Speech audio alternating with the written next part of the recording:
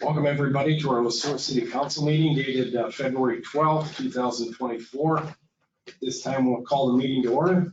Begin with the pledge of allegiance.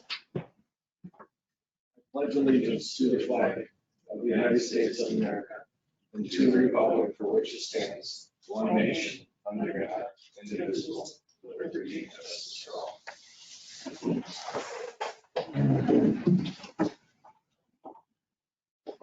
Council members, you are all presented with your packets over the weekend. Hopefully you get time to look those over. Reach out with any questions. At this time, I will accept any motions to accept tonight's agenda. So moved. Thank you, Councilmember Sullivan. Second. Seconded by Councilmember Swanberg. Any other discussion, comments, concerns? If not, all those in favor? Aye. Anybody opposed? The ayes have it. Moving on to the consent agenda. All items on the consent agenda are considered routine, have been made available to the City Council at least 2 days in advance of the meeting. These items will be enacted in one motion. There will be no separate discussion of these items unless a council member or citizen so requests, in which event the item will be removed from this agenda and considered a normal sequence. This time I will, that's it. Mr. Roby, go over these consent agenda items with us. Thank you, Mr. Mayor, members of council. 6 items on tonight's consent agenda. The first is approval of city council minutes from the January 22nd, 2024 regular meeting. Second is approval of disbursements through today. Included in those disbursements are 5 items over $25,000. The first is to MMPA for January 2024 purchase power in the amount of $594,354.74. The second to the League of Minnesota Cities for the city's 2024 workers' compensation premium, $117,805. Third to Truman Welters, airport snow removal equipment, plow blade, which is fully reimbursable by the FAA for $62,550. Fourth to construction and tree services, payment toward the 2024 Emerald Ash Borer tree removal in the amount of $47,300. And Neo Water Treatment LLC for our FX 300 wastewater material, $40,667.70. Item C is approve a banner application for the Sueur Rotary Club, who will be beginning their rose sale shortly. Item D, approval of resolution R 2024-011, Bulldog Youth Hockey Association offsite gambling. Item E, approve temporary liquor license to Bridgeview Foundation for their annual event. And finally, approval of sale of surplus city equipment. Thank you, Mr. Roby. Appreciate that. Does anybody have any questions for Mr. Roby regarding tonight's consent agenda? If not, I will accept any motions to accept tonight's consent agenda. So moved. I think Mr. Swanberg had it first and seconded by Councilmember Schleter. Any other discussion, comments, or concerns? If not, all those in favor? Anybody opposed? The ayes have it. Moving on to public comment. I don't believe we have anybody. Nobody was signed. Rogers, you're fine. Thank you. If not, we will move on to the city administrator's update. Mr. Roby.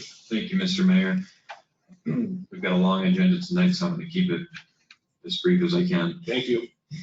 We had a planning commission meeting last Thursday, which I suspect Councilmember Schleter will mention and maybe provide an update on in his update later on.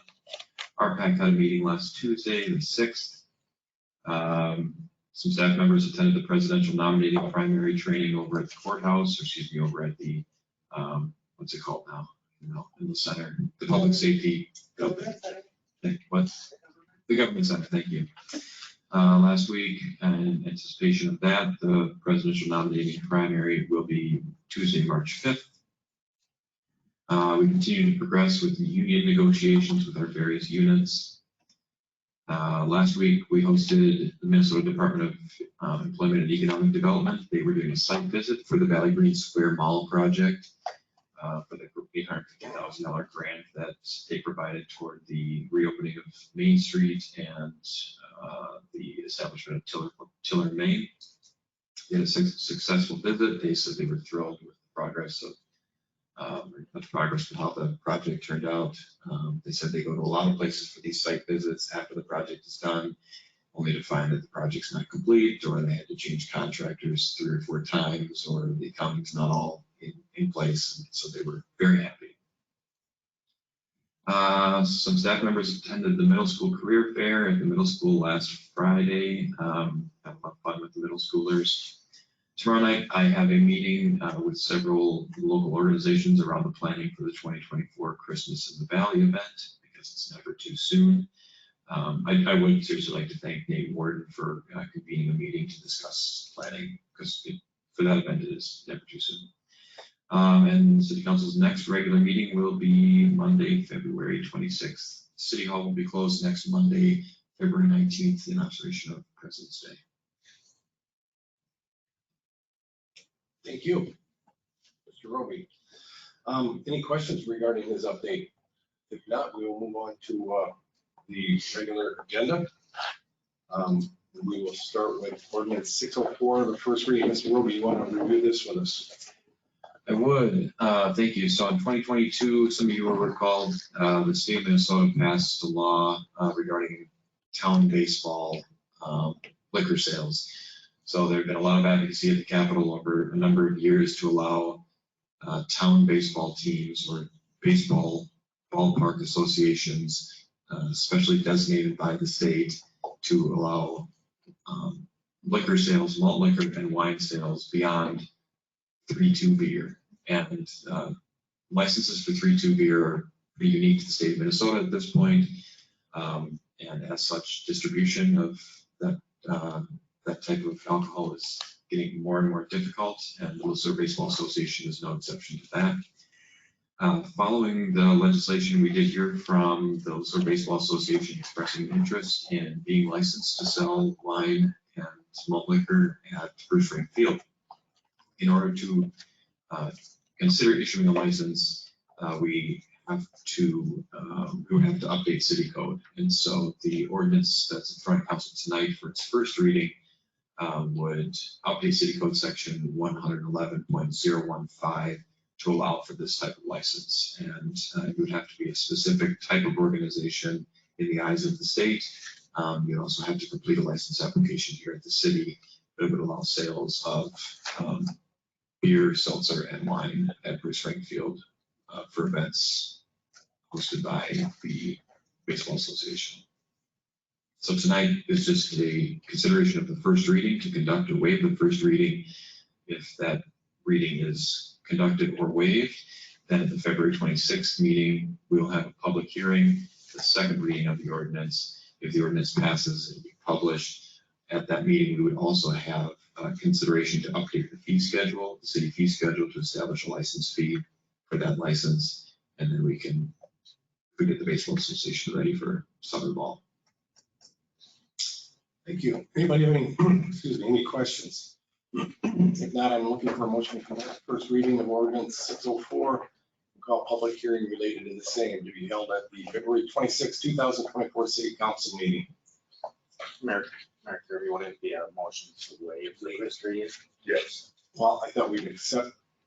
Oh, yeah, okay, very good. So if someone would like to make that motion to waive, I'll go ahead and make the motion and waive the first reading. thank you, Councilmember Sullivan. It's been seconded by Councilmember Schlueter. And of course, you all know the rules. If we don't waive it, you get to read it. So with that said, any discussion, comments, or concerns? If not, all those in favor? Anybody opposed? The ayes have it. Moving on to agenda item 7B, resolution R 2024-07, 2024 raise planning grant application. Mr. Roby. Thank you, Mr. Mayor. This will be a topic very familiar to the City Council as we discussed it last February 2023. So the U.S. Department of Transportation has a program called Rebuilding American Infrastructure with Sustainability and Equity, commonly known as RAISE. In 2023, the City Council did authorize the staff to submit a planning grant through the RAISE program to plan for the North Sueur Highway 169 corridor transportation study. These RAISE grants, as you may recall, can be used for either planning or construction. And much like in 2023, for 2024, we're seeking a study or planning only grant. Just a note on our 2023 application, and I know I shared a little bit of this with council previously. The applications, when they're received by the U.S. Department of Transportation, applications are due the end of February. They're vetted by the grant program in Washington and are scored based upon a number of criteria. I did include the score sheet in the packet for tonight. You can review that. In almost every category, we were highly rated. Innovation was the one area that the grant team suggested we could improve upon. But our application got quite literally to the very last step of selection before being taken out of consideration. So we still feel really, really confident in the project that we put forth. We have been working with Corey Beamthing, who's here tonight, and the Bolton Maine team, as well as a number of internal staff, to look at, from an innovation standpoint and a stakeholder standpoint, how we might improve our application going into 2024. I won't go through all the grant overview because that's just going to, but the project corridor itself is essentially from the north, 169 North interchange, which is the Dobby Lane, South 22, 169 interchange, and Henderson Station Road, or effectively where city limits and just a little bit north of Henderson Station Road, looking at all the transportation within this corridor, understanding the transportation needs, what potential opportunities there are, looking at what the goals would be and objectives for a construction type project, if that's what we ultimately could pursue. And the key here with this project is working closely with partner organizations. So we've had a conversation with Sueur County, who is expected to provide support for this. We've already received a letter of support from the county. With MnDOT, we've been in touch with MnDOT on this project. We've received a number of letters of support from local businesses, from legislators, and given the fact that this corridor exists within the city of Sueur, but touches Tyrone Township, it touches, it affects Sueur County's transportation plan. There's a lot of development along here. There's residential, there's commercial, there's industrial properties. A holistic approach to this planning study is really what we're seeking here. So based upon current estimate of cost for the project, the planning study is estimated at $375,000. The proposal in our application is the federal grant would provide for $300,000 of that. The local match, should we be awarded, would be $75,000. As I mentioned, stakeholders are a key part of this, and from a next step standpoint, tonight we're asking adoption of R 2024-007, which would authorize city staff to submit an application. We would submit that application by the end of this month. We would learn the results by summer of 2024. Grant agreement with the DOT could take 6 to 12 months to finalize. We can't start any work until that's finalized, and then we would begin a project in 2025. Thank you. Thank you. Anybody have any questions regarding this? Just Joe, you mentioned that there were others in support, county, whatever, businesses. Any of them willing to contribute to that $75,000? That's a fair question, and at this time we've not asked for any contributions from any of the partners or stakeholders. What I would look to do, and this would have to go before the joint committee of the Highway 169 Abatement Commission, which is a county-city partnership, but we have abatement funds set aside for transportation and development and infrastructure along this corridor, funds that are set aside right now for projects. And what I would do is, if we were awarded, I would take this grant proposal to that committee and then ultimately to City Council and ask for authorization to use those funds toward this project. Fair enough. Thank you. Anybody else? Otherwise, I'm looking for a motion for resolution R 2024-007, supporting the pursuit of the 2024 raise discretionary grant for the Sueur Highway 169 corridor study. So moved. Second. Councilmember Sullivan, second by Councilmember Tui. Any other discussion, comments, or concerns? If not, all those in favor? Aye. Anybody opposed? The ayes have it. Moving on to agenda item 7C, resolution R 2024-008, property acquisition. Mr. Roby, you want to go through this one? Oh, I will need to abstain from discussion or voting on this issue. Thank you. You told me you wanted to abstain from this. Duly noted. Mr. Roby? Thank you, Mr. Mayor and members of council. In your packet, there are details on 3 separate parcels of land within the city limits that are between the eastern banks of the river and the railroad tracks in the neighborhood of Railroad Street, Water Street. Over the past 12 plus months, staff have been in contact with the property owner. The property is owned by the Pauline and Genzer Trust, and I've spoken with Pauline on several occasions, and there's an interest in selling the property to the city. So we've been discussing this over a period of months with her and members of the trust. The parcels are all in the floodplain, adjacent to other city does own several parcels of land in the floodplain right now. The purchase price is agreed upon right now is $5,000. You'll see the purchase agreement that the seller has agreed to in your packet. The sellers have offered to donate the balance of the land value to the city in the purchase agreement. So the language specifically calls out that there's an estimated market value for the property, and then there's the purchase price, and the seller is willing to effectively donate that balance, that value, to the city as part of this agreement.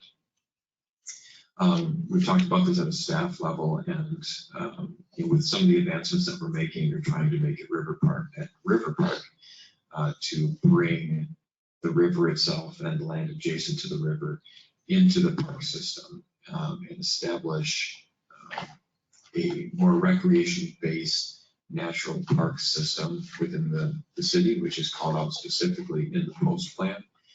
We see this property as an opportunity. Again, the city does own some parcels adjacent or in the area of this. It's not buildable per the DNR and per local building code, but there is opportunity here for potential park space. And so if City Council authorizes us to move forward with this, then staff will begin the process of looking at park dedication. There's possibility for trails here that could sustain flooding, of course, and both hiking or cross-country ski trails. In total, it's approximately 25 acres. The largest parcel is a little over 23 acres of contiguous property. I'll take any questions. I can't help but think, Mr. Roby, these trails are going to be minimal take maintenance trails. Indeed, they would be, yes. Any other questions, comments, concerns? Mr. Tui? You know, I did read it. And in section 10, part B, it says that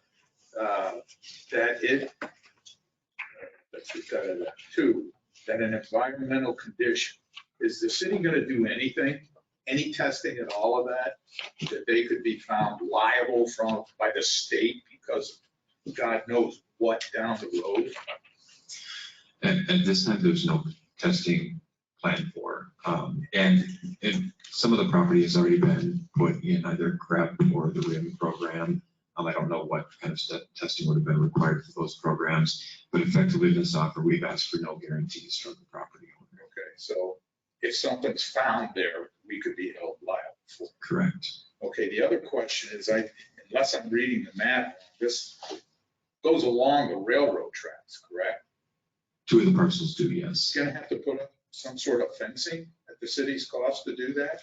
No. So you're gonna go in there at your own risk? So the 2 smaller parcels, so speaking of park dedication, that's a good question. So from a park dedication standpoint, Railroad Street does separate the larger parcel from the two small parcels. Two smaller parcels on the eastern side do abut the railroad tracks. Railroad Street separates them. From a park standpoint, would we need to establish a fence? That's something that we would have to look at with the railroad specifically. I don't know for a natural park if we would need to do that. I'm just But thinking of that's- the potential liability. Sure, Family out there with little kids run, boom, sure. something happens. Yeah. City would be liable, would they not? Potentially, yes. So that's something That's what concerns me. yeah, so as part of a park dedication, what we would need to do to prepare the property for that, we know there are some items on the property, whether the family removes them or not beforehand, we would need to go through the property and clean the property and remove anything else that's there before we dedicate anything as a park. So to the mayor's point, minimal maintenance. In other words, we're gonna buy it and leave it alone, right? Correct. No, I would say there are no immediate plans for it. Parks are as far as trails, so it's gonna be some potential to connect with other trails with our park system. I would say that not at this time. The post plan has speaks to the potential for a trail system that does run through this property or adjacent to this property using Railroad Street. It would have to be a primitive trail. But it's accessible by Water Street to North Main. But it wouldn't be accessible any other way. So it's just, it's cheap land in the cities, right? Because it's not worth anything if it's gonna flood it. No, in recent years, some have had someone cut hay on there. I don't think they have in the last few years here, but there's a large amount of open space that could be utilized for, I can envision at some point, school programs through in conjunction with the NICE Center or schools or other naturalist programs. And then on this fact sheet, the parenthetically numbers, does that mean that's what was paid or what's owed? Paid. For taxes? Paid. Paid, okay. Thank you. Anything else, anybody? Not, the action is above there, R 2024-008, approving the execution of proposed purchase agreement with Pauling and Desert Unrevocable Trust. At this time, I'll entertain a motion. So moved. Thank you, Councilmember Swanberg. Second. Seconded by Councilmember Sullivan. Any other discussion, comments, concerns? If not, all those in favor? Anybody opposed? The ayes have it.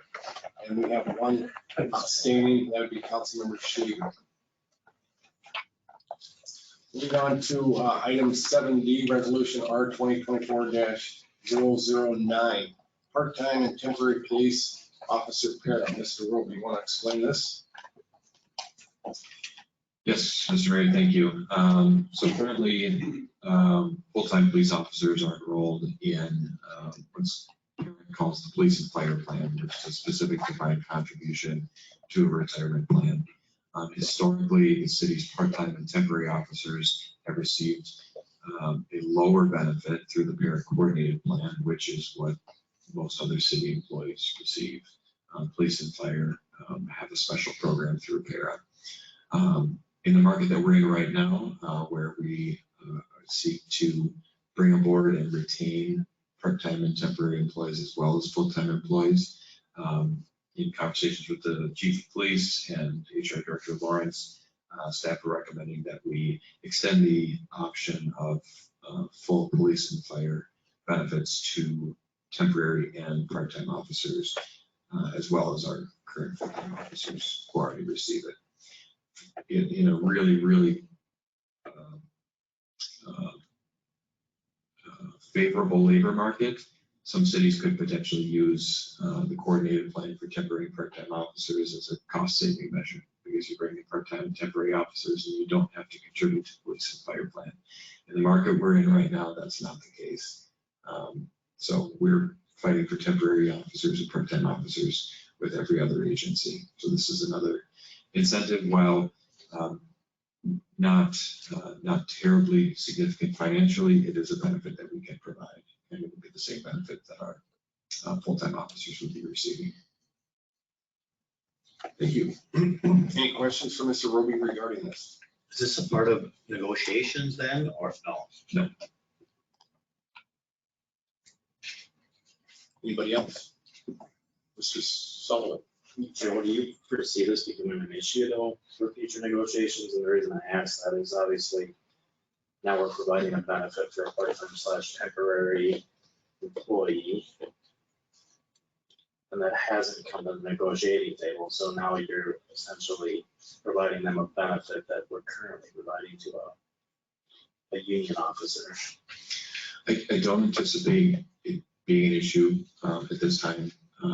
So we, in fact, as part of negotiations, one of the things we're working to define is which benefits in the CBA are applicable to part-time officers and which ones are only applicable to full-time officers. So as part of that discussion, this will be mentioned as well. But this allows the city, should that be successful and agreeable by the union, to provide those benefits.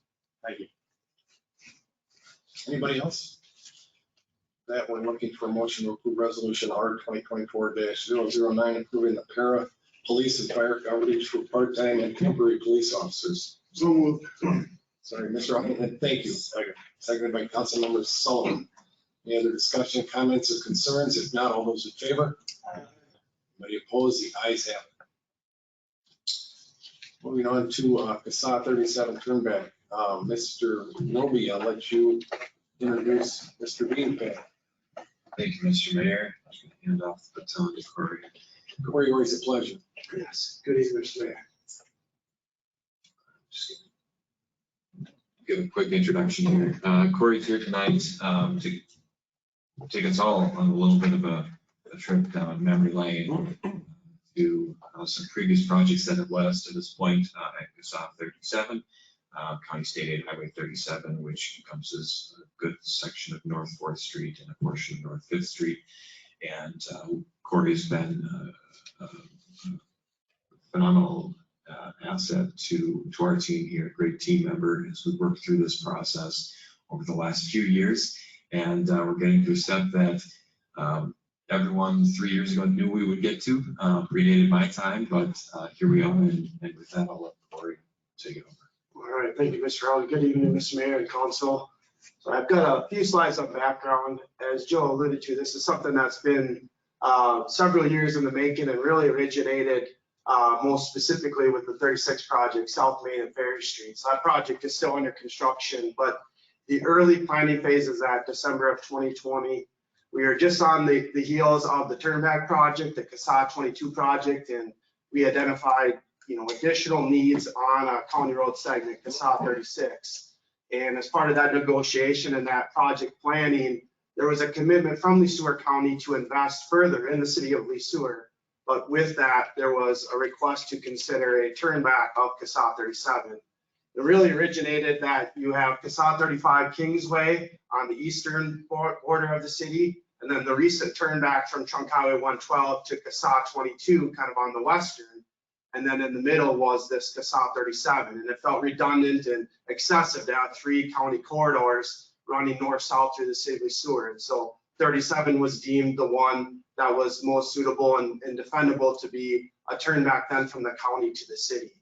And so as part of that, to kind of memorialize and help reinforce the discussion we're having tonight, a memorandum of understanding was executed in December of 2020. And then after receipt of bids for the 36 project in March of 2022, cost participation agreement was executed. And both of those cited this future turnback at 37. The timeline has shifted and been delayed slightly, but certainly both of those agreements supported being here tonight to start the process to formally turn back 37. So a little further background, CASA 37, it's a bit of a jagged corridor, but it starts officially at Bridge and 4th Street. It has a 1 block of an easterly, and then it goes up 5th Street, until it intersects North 4th and then North 4th and all the way to Dakota. So that is the official corridor 37. Familiarity maybe in the North 4th Street corridor and our 10-year CIP plan. This is the highest priority, the first project need. So it's been timed with the turnback and some strategic nature with that. And so the intent is that provided the turnback successful, and we'll talk about this, the compensation is intended to be applied in moving the North 4th Street project forward. And so we definitely are suiting the turnback and that compensation with the planning then at North 4th Street. To kind of further the need and the commitment to North 4th in 2023, we did submit a LRP application, local road improvement is what that stands for. And that was a $1.5 million grant request. So we are waiting the successfulness of that, but that was submitted with prioritization here on North 4th Street. The literal planning in North 4th though is going to be North 4th. So that'll be from the intersection of Bridge and 4th and continue on the 4th Street corridor. So not a direct application of 37 to North 4th, but the majority of 37 is on North 4th, so that'll be covered.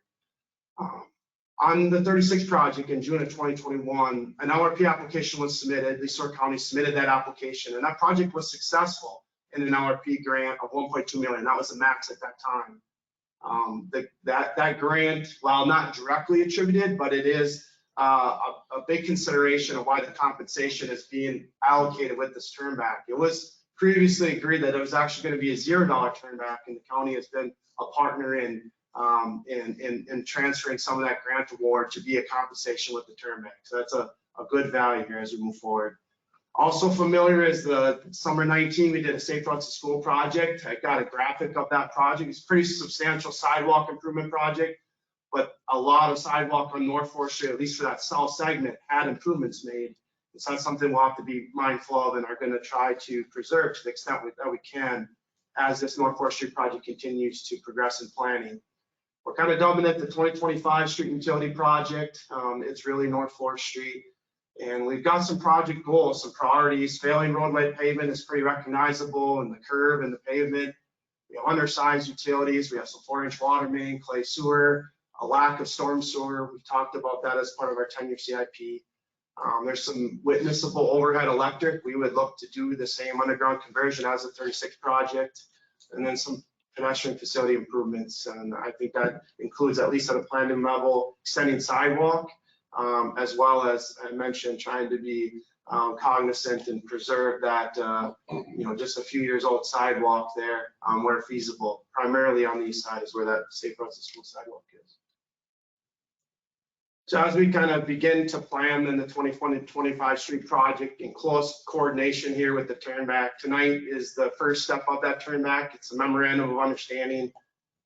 A similar action was held last week at the county board meeting where they approved the MOU on the county side. So tonight the request is for the council to consider the MOU. That MOU then would support and bring back a formal turnback resolution, actually enacting then the turnback from the county corridor to the city local street network. And then that would really facilitate a start of planning for that 2025 project.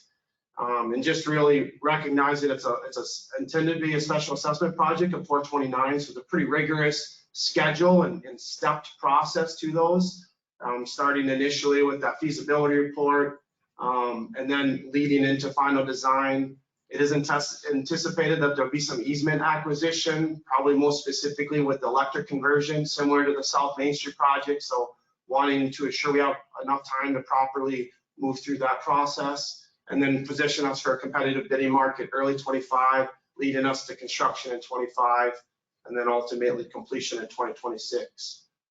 There is a recognition that the corridor is too large for what the city could likely afford in its own funding. So there's an LRIP dependent section, and we've identified that as really Cathcart North to Dakota. So I've got that identified on the screen. The LRP application was reinforced as a full corridor reconstruct from CASA 22 to CASA 35.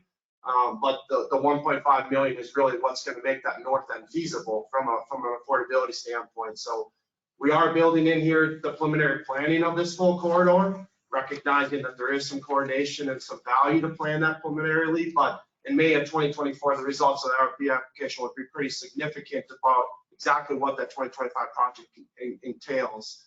LRP successful, it does make viable the full length. LRP not successful, we anticipate stopping at Cathcart.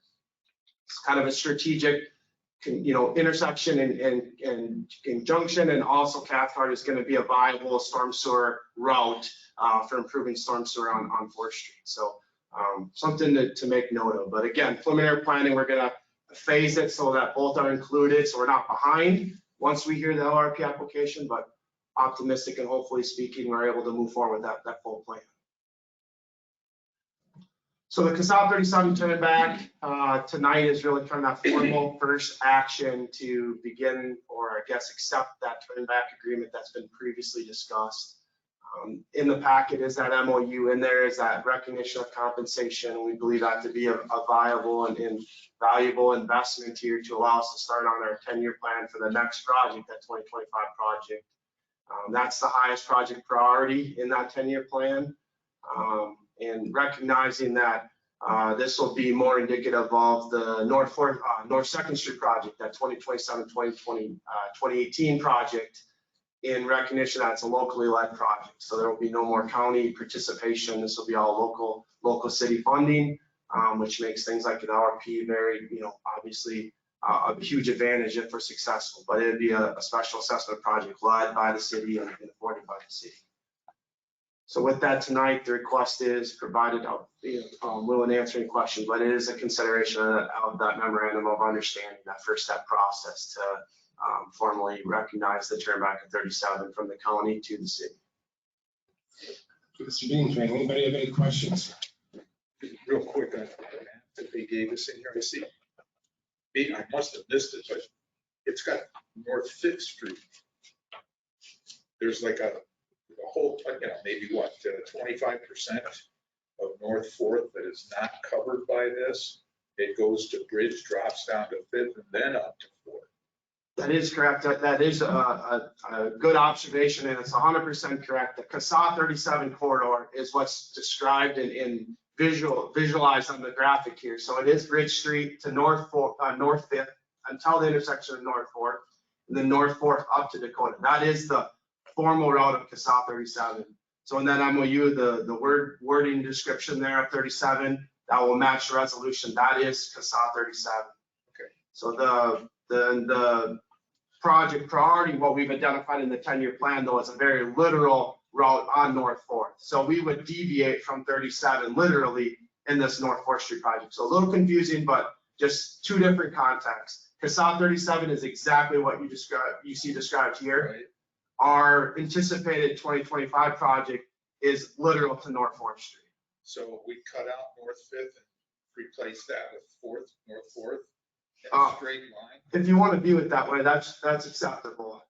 In reality, the 10-year CIP recognizes that the corridor North 4th is the priority. We're going to stay literal to that. So if you look at the CIP plan, North 5th Street is on a future year project with North 6th Street. Okay.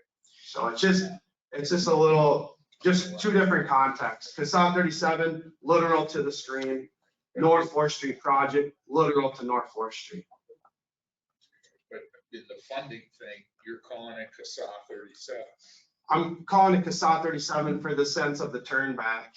And the turn back is the description of the road corridor, CASA 37. The memorandum of understanding, the compensation associated, the LRP are all representative of the North 4th Street project in the sense of North 4th Street. So there's no binding of the CASA 37 corridor to future planning for the city. You can view them as all local city streets at this point forward. So we establish our highest priority, we plan for that.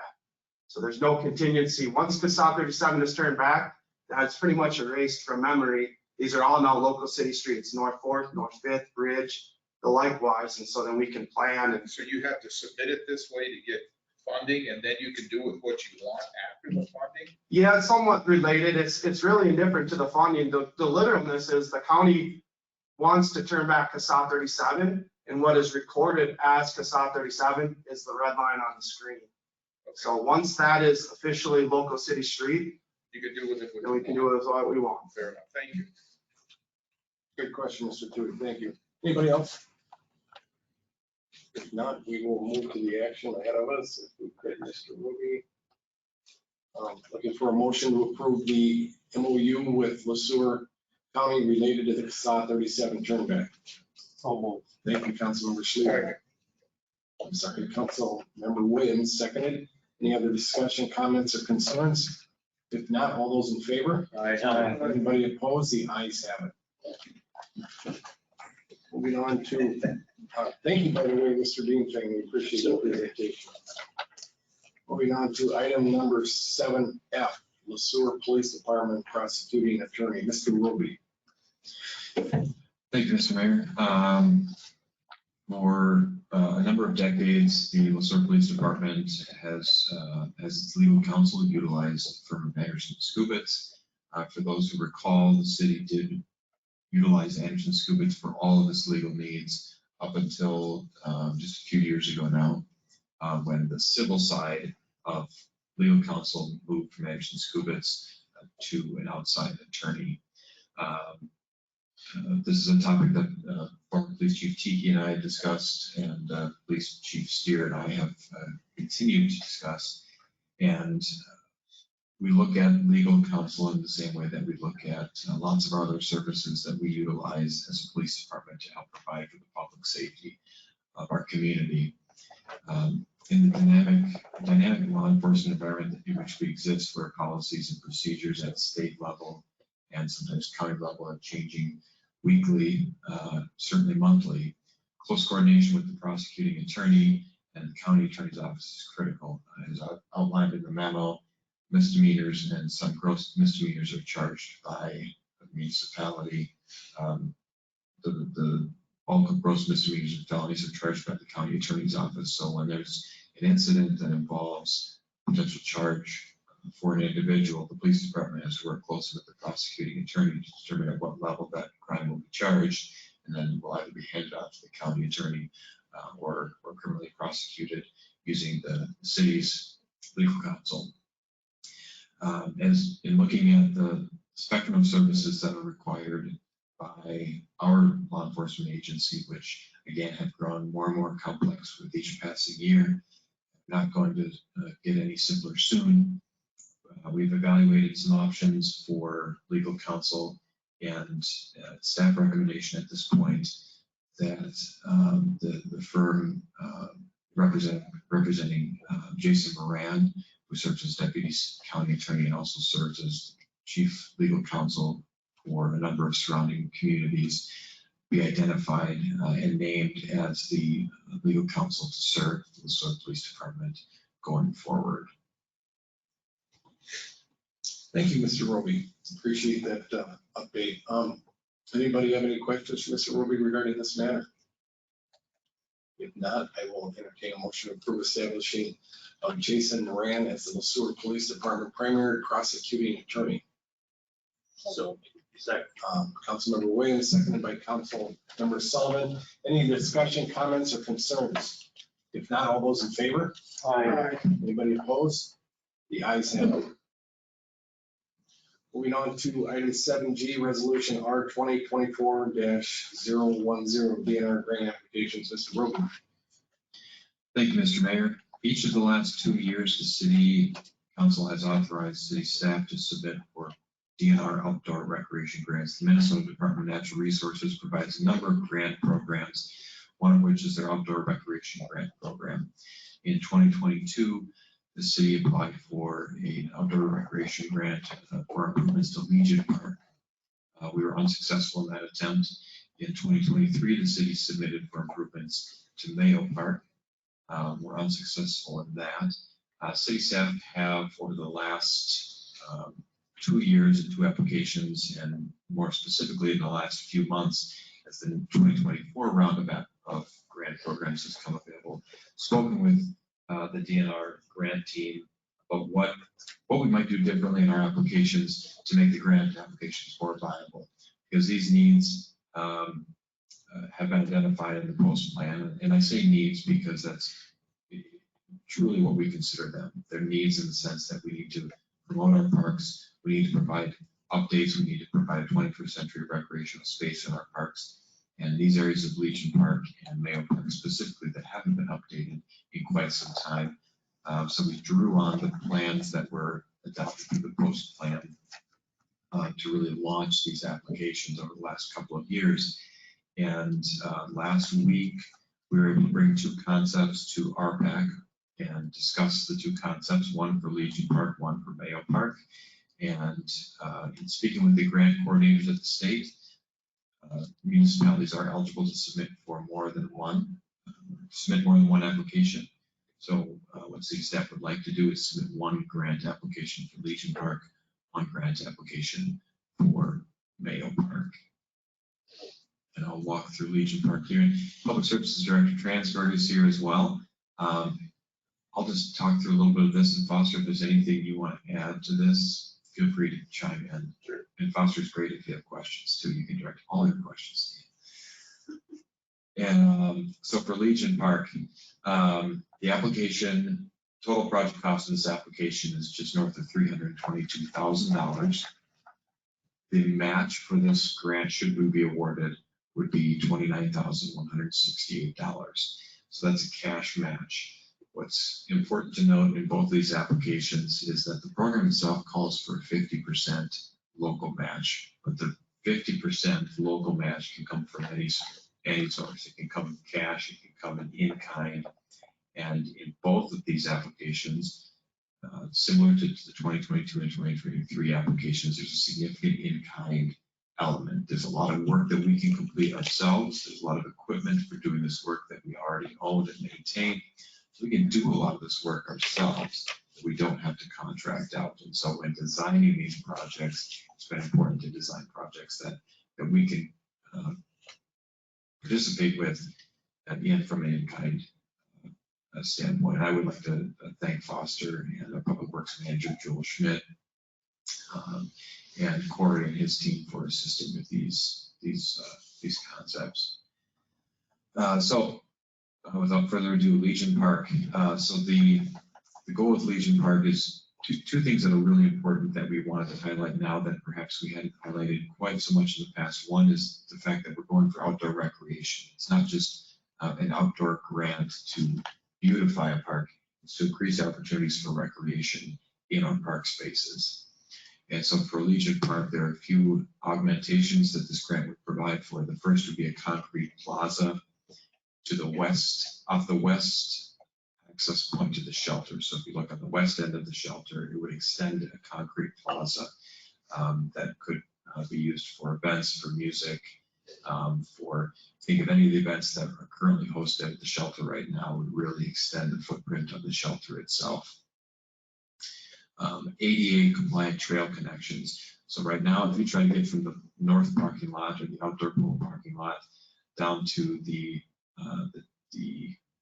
southern end of the park, there is no trail that connects to the southern trail right now. This would provide for an ADA compliant trail from the parking lot to the southern edge of the trail. There would be, as part of this grant, a bituminous or asphalt trail loop. That's we've depicted here as 1/12 of a mile that could be used in the warmer months as a casual metered trail that then in the winter months can be converted to a synthetic skating surface. And making this viable and usable by a large number of the community, large amount of the community, and also potentially draw people in is an important aspect here. This is a synthetic material that's similar to anyone who's gone skating down at Sibley Park for the Kiwanis Lights. They have a pond down there with a synthetic skating surface. We would add lighting here, both decorative lighting, but also outlets and boxes that could be, where lights could be tied in throughout the year, areas for native plantings, and then some benches and augmented seating.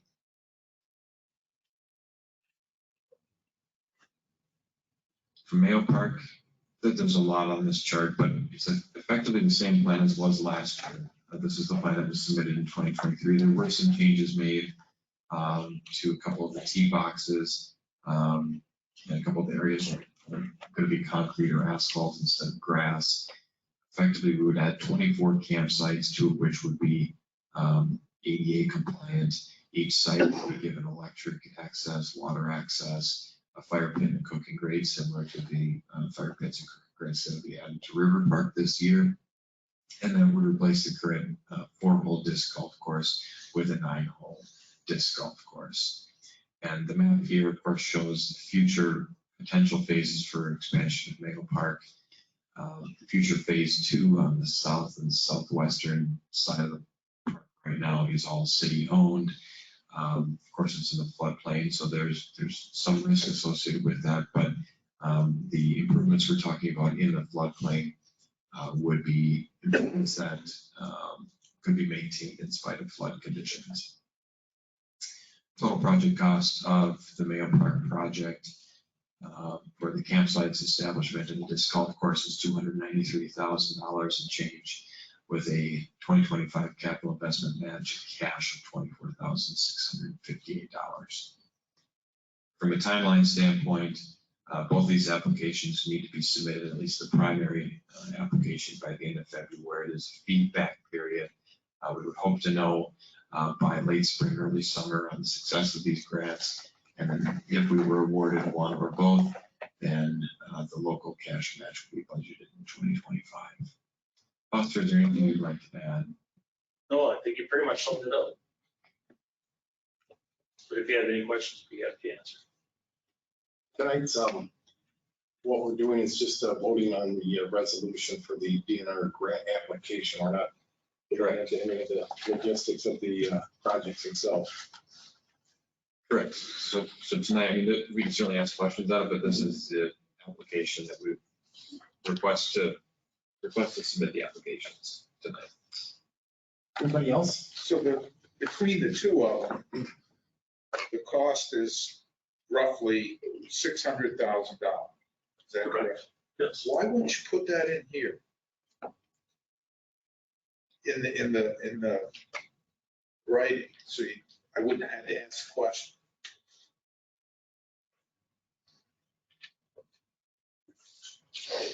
That's a fair point. You know, how much is it? What's the match? It's not even, there's nothing here. If you hadn't told us and I hadn't written it down, I wouldn't know. Now it's out in the open. $600,000. Tonight's discussion is on whether we apply for the grant or not. So thank you. Short question. Any other comments, concerns? If not, we will move to the motion. I'm here to entertain any motions to approve resolution R 2024-010, authorizing city and staff submitted application for Minnesota DNR outdoor recreation grants for Legion Park and Mayo Park. So moved. Thank you, Councilmember Schluter, seconded by Councilmember Swanberg. Any other? It's unanimous, so thank you. Or did we vote? Oh, we did. We did. All those in favor? Anybody opposed? The ayes have it. Opposed? We have one opposition, Councilmember Toohey. Thank you. Moving on to agenda item 7H, resolution R 2024-012. Mr. Ruby, you want to cover this with us? We would. Thank you, Mr. Mayor. And again, Public Services Director Transberg is here. This is kind of his baby, but I'll walk through it and I'll have him to fill in the gaps for me. This is an item in full disclosure that's typically on the consent agenda, but just in full disclosure, I think there's nothing really significantly new this year in the policies and schedules, but just for kind of a refresher for City Council. Cogeneration, small power production tariff. Every year, Council, the city is required to update these numbers if they've changed. And there are 3 different schedules. This all affects anyone who generates their own electricity at their home. So mainly for the city of Sueur right now, we're talking about residential and primarily residential properties that have solar panels, where if they're generating their own electricity, the city of Sueur buys that electricity from the co-generator. And we have, there's Schedule 1, Schedule 2, and Schedule 3. Schedule 1 is the average rate. So if that individual falls into a specific rate class, that's the rate that we will pay them per kilowatt, the rate that they will pay us per kilowatt hour for that generation. Schedule 2, we have to publish the rate at which we, the utility, purchases our energy. Of course, we purchase all of our electricity from MMPA. And Schedule 3 is simply a reference to the interconnection process. And for the last several years, we've used the MMUA, Minnesota Municipal Interconnection Process, which is somewhat of a standard interconnection process that explains how we go about setting up individuals and how we charge individuals, how we compensate individuals who generate more electricity than they use, for example. Anything else you'd like to add? No, I don't think so. So typically every year what council does is council considers a resolution adopting these 3 schedules. The only thing that changes year to year in these schedules is the rate, the average utility rate per kilowatt hour that we're charging and buying electricity from these co-generators, and the rate at which we are purchasing power from MMPA. Correct.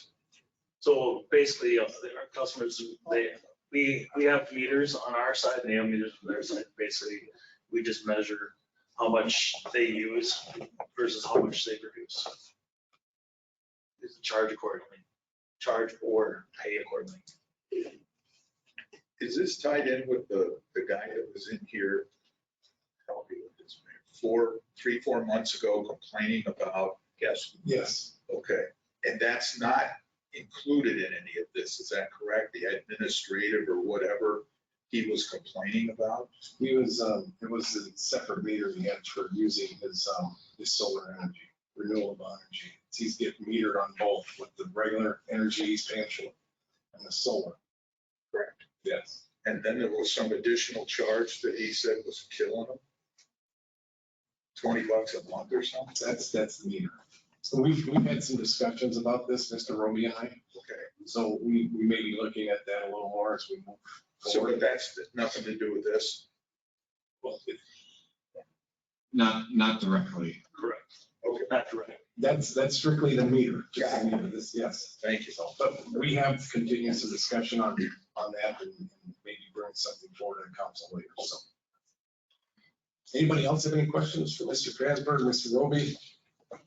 If not, I will entertain any motions for a resolution R 2024-012 approving the city's cogeneration and small power production tariff.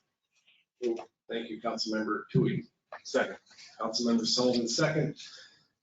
Any other discussion, comments, concerns? If not, all those in favor? Aye. Anybody opposed? The ayes have it. Moving on to reports and items of appreciation, council members, this is your opportunity to share what's going on with your commissions, what's going on in our community. As always, we will start with council member Huntington. I've got nothing to report, sir. Thank you, council member Schleter. Few things. I had a Sueur County officials meeting on the 31st in Lee Center. The drug task force team gave the main presentation. Very interesting. I had a Region 9 Legislative Committee meeting on the 6th and a follow-up meeting on Wednesday on that coming up.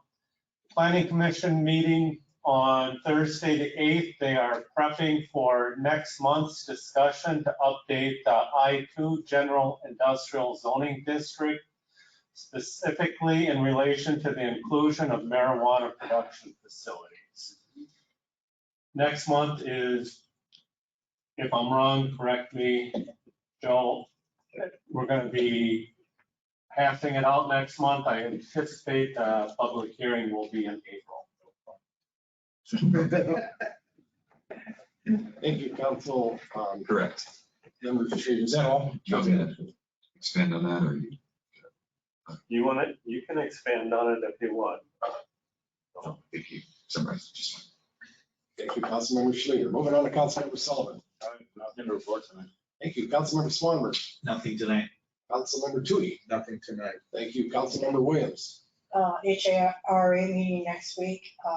There is a crisis communication for council people that the county is putting on March 13th. If you've never had a crisis communication class, I would recommend that it be taken.